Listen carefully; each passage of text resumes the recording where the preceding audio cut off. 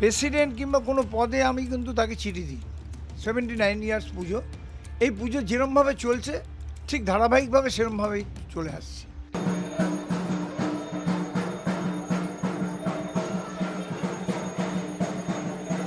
শহরের অন্যতম ঐতিহ্যশালী পুজো হলো কলেজ স্কোয়ারের পুজো। রাজ্যে পালাবদলের পর কি কলেজ স্কোয়ারের পুজোতেও পালাবদল হচ্ছে?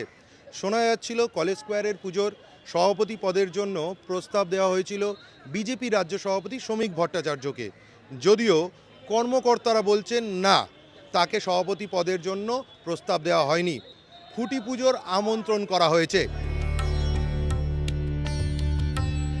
তো আমি চিঠি দিয়েছিলাম তাকে খুঁটি পুজোতে আমন্ত্রণ করার জন্য। প্রেসিডেন্ট কিংবা কোনো পদে আমি কিন্তু তাকে চিঠি দিই।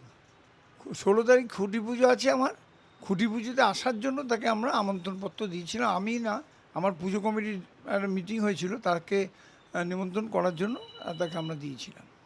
আমাদের এত বছরকার পুজো 79 ইয়ার্স পুজো, এই পুজো যেরমভাবে চলছে ঠিক ধারাবাহিকভাবে সেরমভাবেই চলে আসছে।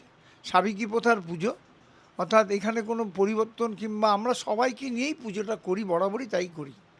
আমাদের কোনো দল বলে কোনো ব্যাপার নেই। আমার এই পুজোতে সব দলই আছে, সিপিএম আছে, এও আছে, বিজেপিও আছে, কংগ্রেস আছে, তৃণমূলও আছে, সবই আছে। এক সময় তো সৌমেন মিত্র ছিলেন, তারপরে তো সৌগত রায়।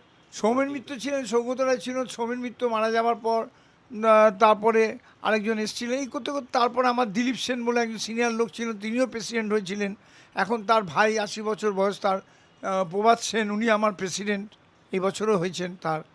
আমাদের মধ্যেই জিনিসটা আছে আর কি। ক্যামেরায় বাপন সাহুয়ের সঙ্গে ইন্দ্রনীল সাহা, এই সময় লাইভ, কলকাতা।